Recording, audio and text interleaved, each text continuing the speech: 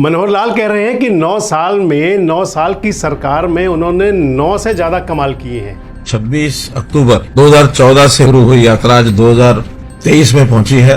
9 वर्ष की ये यात्रा। भूपेंद्र सिंह हुड्डा कह रहे हैं कि 9 साल हरियाणा के इन्होंने बर्बाद कर दिए हैं, इनको माफी मांगनी चाहिए। नॉन परफॉर्मिंग सरकार है और हरियाणा को अपने स्थान से फिसला दिया, ये अचीवमेंट है। मनोहर लाल कह रहे हैं कि 1 नवंबर को जब अमित शाह जी आएंगे रैली करने, तो रैली के अंदर बताएंगे और लाभार्थियों से सीधे बात करेंगे। भूपेंद्र सिंह हुड्डा कह रहे हैं कि 2 नवंबर को चंडीगढ़ के अंदर ऐसे ऐसे खुलासे करूंगा जिससे पता चल जाएगा कि सरकार ने कितना ज़्यादा बेकायदियाँ की हैं।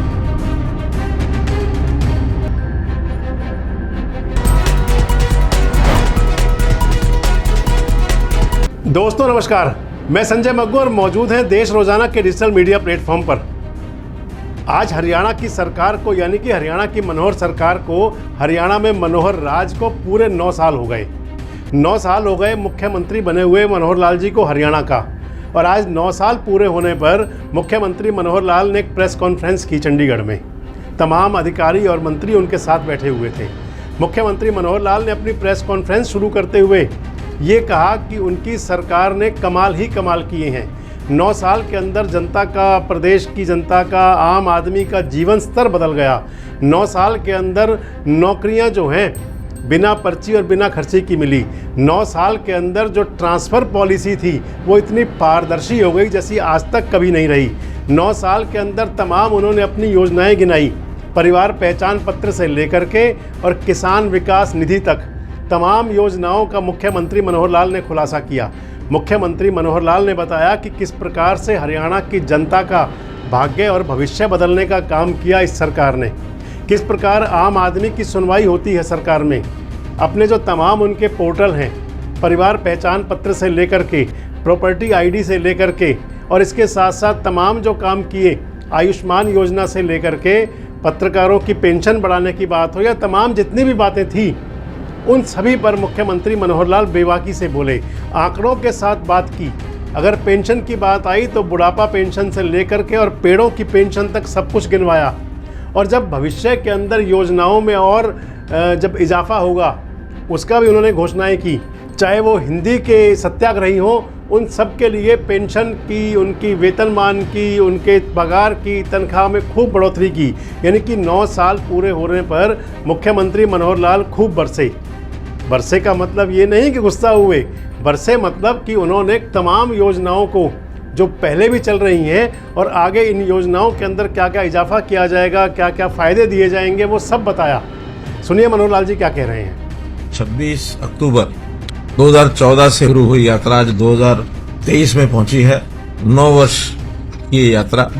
इस अवसर पर मैं आप सबके माध्यम से हरियाणा की पूरी जनता को बहुत बहुत बधाई भी देता हूं, बहुत बहुत शुभकामना भी देता हूं। तो इस 9 साल में जो व्यवस्था परिवर्तन के हमने काम किए, हमने बीच में घोषणा की थी कि 5S काम करेंगे: शिक्षा, स्वास्थ्य, सुरक्षा, स्वाभिमान और स्वावलंबन।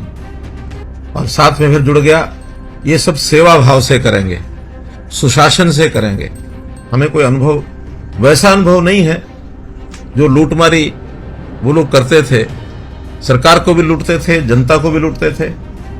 हमने सब जयंतियां, बाकी सब ये मनाए, समाज के हर वर्ग को हमने अपने साथ जोड़ करके हम चले हैं।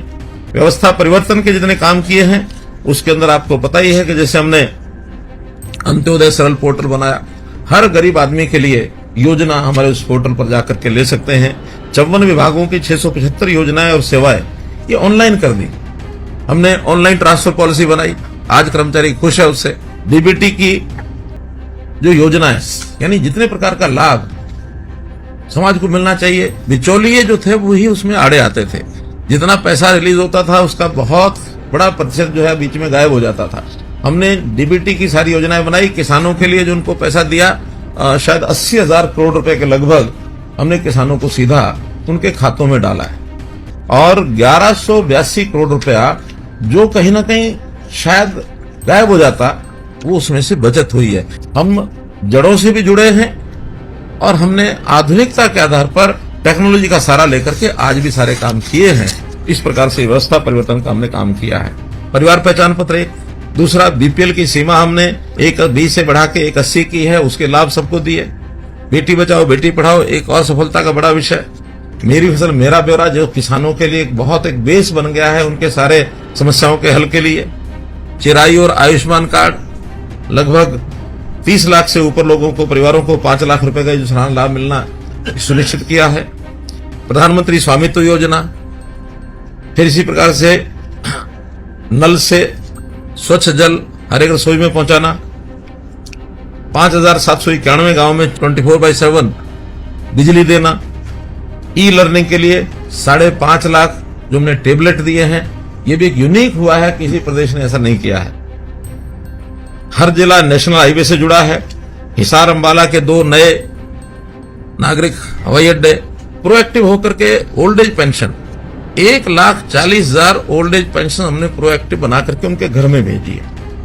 अभी तक इस 9 साल में हम इस मुआवजे में 11,000 करोड़ रुपया किसानों के खाते में डाल चुके हैं। 11,000 करोड़ रुपया, जबकि पिछली सरकार ने कुल मिलाकर के अपने 10 साल में 1158 करोड़ रुपए डाले थे। मनोहर लाल जी कह रहे हैं कि 9 साल में हरियाणा की जनता का भाग्य बदल गया। चाहे वो बिना पर्ची खर्ची के नौकरी की बात रही हो, योग्यता के आधार पर नौकरी मिलने की बात रही हो, चाहे वो किसानों को मुआवजा मिलने की बात रही हो, चाहे वो अधिग्रहण की बातें रही हो, मतलब तमाम बातों पर मुख्यमंत्री मनोहर लाल खुलकर बोले। और उन्होंने पत्रकारों की पेंशन बढ़ाने की बात की, उन्होंने बुढ़ापा पेंशन बढ़ाने की बात की, उन्होंने पेड़ों को पेंशन देने की बात की, तमाम सामाजिक योजनाएं, जो राजनीतिक योजनाएं, सारी उनका खूब बखान किया और खूब देर तक वो मीडिया कर्मियों के साथ बैठे और अपनी सरकार की योजनाएं, घोषणाएं सब बताते रहे। सामने आए भूपेंद्र सिंह हुड्डा, जो हरियाणा सरकार के पूर्व मुख्यमंत्री हैं, कांग्रेस के नेता हैं। मनोहर लाल जी अब जब 9 साल पूरे कर चुके हैं, 10वें साल उनका शुरू हो गया, तो भूपेंद्र सिंह हुड्डा जी 10 साल तो पूरे नहीं कर पाए थे, पर 9 साल उनके भी पूरे हुए थे। तो उन्होंने भी अपनी सरकार की बातें कही और ये बताया कि 2014 से पहले हरियाणा नंबर 1 था। 2014 से पहले हरियाणा खुशहाल था। भूपेंद्र सिंह हुड्डा कह रहे हैं कि 2014 में प्रति व्यक्ति आय में हरियाणा नंबर 1 था। 2014 में भ्रष्टाचार के मामले में हरियाणा बहुत पीछे था। 2014 के अंदर अगर नंबर 1 की बात करते हैं तो खिलाड़ियों के को सुविधाएं देने में हरियाणा नंबर 1 था। हुड्डा साहब कहते हैं कि अगर नंबर 1 की बात करें तो नौकरियां देने में, रोजगार देने में हरियाणा नंबर 1 था। हर व्यक्ति की जेब में पैसा था, हर व्यक्ति खुशहाल था। लेकिन इस सरकार के अंदर जो 9 साल इस सरकार को हुए, मनोहर सरकार को, और जो बाद में 4 साल निकल चुके इनकी गठबंधन सरकार को, इस 9 साल में, यानी कि पूरे 9 साल के मनोहर राज में हरियाणा की जनता को केवल नाकामी, केवल परेशानियाँ और ये सब मिली। भूपेंद्र सिंह हुड्डा कहते हैं कि तमाम घोटाले हुए, नौकरियों के घोटाले गिनवाए इन्होंने, पर्चे लीक के घोटाले गिनवाए इन्होंने। इसके साथ साथ हुड्डा साहब ने और कई सारी बातें बताई और ये कहा कि अगला खुलासा जब 2 नवंबर को चंडीगढ़ के अंदर एक और प्रेस वार्ता करूंगा तो उसके अंदर बताऊंगा। 9 साल पहले 2014 में हरियाणा की प्रति व्यक्ति आय पूरे देश में नंबर 1 था। प्रति व्यक्ति निवेश में पूरे देश में 1 नंबर था। नौकरी देने में नंबर 1 था। कानून व्यवस्था में नंबर 1 था। खेल खिलाड़ियों में सबसे 1 था। आज क्या परिस्थिति है? हरियाणा किस चीज में नंबर 1 है? बेरोजगारी में। ये मेरे आंकड़े नहीं है, सरकारी, केंद्र सरकार के आंकड़े हैं। पूरे देश में सबसे ज्यादा बेरोजगारी हरियाणा में है और महंगाई नंबर 1। और आपका कानून व्यवस्था का आप देख रहे हो, अपराध में ऊपरले प्रदेशों में आ गया। अपराध इतनी तेजी से बढ़ रहा है, चाहे वो महिलाओं के प्रति अपराध हो, चाहे दलितों के प्रति हो, हर चीज में इनका इजाफा हो रहा है। और नौकरी देने की तो कोई बात ही नहीं। एक और पोर्टल चला रखा है, कोई नौकरी इनकी देती नहीं। और काम क्या हुए हैं? पेपर लीक हुए हैं, कम से कम 20 पेपर लीक हुए हैं। घोटाले एक के बाद एक घोटाला हुआ है। और हरियाणा जो अपने स्थान पे था पावदान से नंबर 1 से फिसलकर पता नहीं कौन से नंबर पे पहुंच गया। आज असुरक्षा में भी हरियाणा नंबर 1 है। सरकारी एनएसओ के आंकड़े हैं। तो ये सरकार जो है कोई अचीवमेंट नहीं। एक इन्होंने यूनिट जो है बिजली की पैदा नहीं करी, 1 इंच मेट्रो नहीं बढ़ाई, 1 इंच रेलवे लाइन नहीं लेके आए। कौन सी अचीवमेंट है? नॉन प्रोग्रेसिव गवर्नमेंट है, सिर्फ बदला बदली की सरकार है, नाम बदलने की काम करते हैं और कोई काम नहीं इनका। नॉन परफॉर्मिंग सरकार है और हरियाणा को अपने स्थान से फिसला दिया। ये अचीवमेंट है इनकी। बाकी इनके पास कोई भी अचीवमेंट नहीं है। ये कहने के लिए हमारे पास की उपलब्धि है, कोई बड़ी इंस्टीट्यूट लेके आए हों। मांग हर चीज की बढ़ रही है, महंगाई कितनी तेजी से बढ़ रही है। अब ये कहते हैं अगर जी पिछली सरकार में तो 84,000 नौकरियां लगी थी, हमने इतनी लगा दी। अरे 84,000 तो तुम पब्लिक सर्विस कमीशन और सबॉर्डिनेट सर्विस कमीशन की बता रहे हो। जो पुलिस में, शिक्षा में टीचर्स का जो 1 लाख टीचर अपने भर्ती करे, पुलिस के इतने करे, वो कहाँ गए? तो ये इनके पास कुछ है नहीं देने को, इनका लिफाफा खाली है। भूपेंद्र सिंह हुड्डा साहब ने जो सरकार के 9 साल हुए, इसके लिए ये कहा कि इनकी कोई उपलब्धि नहीं है। इन्होंने, सरकार ने जो 9 साल की मनोहर सरकार है, हरियाणा के 9 साल बर्बाद कर दिए। इनको हरियाणा की जनता से माफ़ी मांगनी चाहिए। तो ये राजनीति है, और राजनीति के अंदर जहाँ सरकार के लोग अपनी उपलब्धियां बताते हैं, अपनी बात बताते हैं, विकास परक गाथा गाते हैं, तो विपक्ष के लोग हर चीज़ के अंदर कोई ना कोई नुक्ताचीनी निकालते हैं। जब सरकार के लोग ये बताएंगे हमने कि ये किया, तो विपक्ष के लोग कहेंगे वो क्यों नहीं किया। तो मान लिया जाए कि जहां मुख्यमंत्री मनोहर लाल ने अपनी सरकार की तमाम उपलब्धियां बताई, तो भूपेंद्र सिंह हुड्डा ने तमाम नाकामियां गिनाई। सामने अशोक तंवर भी आए जो आम आदमी पार्टी के नेता हैं, और उन्होंने भी सरकार के 9 साल पर खूब तंज कसे। लेकिन ये ज़रूर है कि जो अगला साल है वो चुनावी साल है। जो साल शुरू हो चुका है ये चुनावी साल रहेगा। 2024 शुरू होते ही लोकसभा चुनाव की दुंदुभी बज जाएगी। मान लीजिए कि फरवरी मार्च तक 2024 के पहले जो तिमाही होगी, इसी के अंदर लोकसभा चुनाव का आगाज़ हो जाएगा। और उसके बाद जो अंतिम महीने आएंगे, यानी कि अक्टूबर नवंबर के, उसके अंदर विधानसभा चुनाव होगा। और मनोहर लाल जी के लिए दोहरी चुनौती है। मनोहर लाल जी के लिए दोहरी चुनौती ये है कि क्योंकि 2019 में जब चुनाव हुए थे तो 10 की 10 लोकसभा सीटें आई थी। अब जब 2024 में चुनाव होंगे तो वो दोबारा से दोहरानी 10 की 10 सीटें वापस आएँ। और जब 2019 में फिर विधानसभा के चुनाव हुए थे, भले ही सीटें थोड़ी कम रह गई थी, 40 थी, बहुमत नहीं मिला था, लेकिन सिंगल लार्जेस्ट पार्टी थी और सरकार लगातार चल रही है। ये चुनौती तो होगी मुख्यमंत्री मनोहर लाल के सामने। और अगर कांग्रेस की बात करें, हुड्डा साहब की बात करें, तो हुड्डा साहब के सामने भी बहुत बड़ी चुनौती होगी। चुनौती होगी कि किस प्रकार से लोकसभा चुनाव के अंदर अपनी पार्टी का, यानी कि कांग्रेस का प्रदर्शन बेहतर किया जाए। वो भी उस समय जबकि कांग्रेस के अंदर आपस में ही उनकी जो लड़ाई झगड़ा रार चलती रहती है।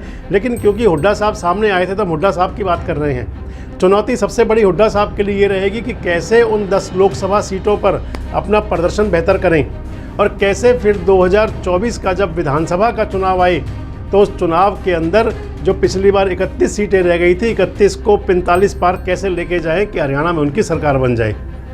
चुनौतियां दोनों के सामने हैं, हुड्डा साहब के सामने भी हैं, मनोहर लाल जी के सामने भी हैं। और चुनौतियों की जो अग्नि परीक्षा होगी, जो कसौटी पर खरा जाएगा, जो कसौटी पर कसा जाएगा, वो जनता द्वारा होगा। परीक्षा जनता लेगी, कसौटी पर जनता कसेगी, और जिसको कसेगी, जिसको अपना राज देगी, उसके बाद वो राज करेगा। और मान लिया जाएगा कि सूबे की जनता ने, प्रदेश की जनता ने उन नेता को जिनको की ताकत दी जाएगी आत्मसात कर लिया, अपना मान लिया, और उनकी बातों पर यकीन कर लिया। सियासत के अंदर क्या, कैसा, कब होगा, और 1 नवंबर को जब अमित शाह जी आएंगे, जब वो लाभार्थियों से जनसंवाद करेंगे तो क्या होगा, और 2 नवंबर को भूपेंद्र सिंह हुड्डा कौन से खुलासे करेंगे, इन सब पर नज़र रहेगी। और बताएंगे आपको कि हरियाणा की राजनीति में कब क्या नया घटनाक्रम होगा। बस इस सब के लिए आप हमारे साथ जुड़े रहें, देखते रहें देश रोजाना। हमारे साथ जुड़े रहने के लिए देखते रहिए देश रोजाना का YouTube चैनल सब्सक्राइब कीजिए। साथ ही देश रोजाना की खबरें सबसे पहले देखने के लिए प्रेस कीजिए बेल आइकन।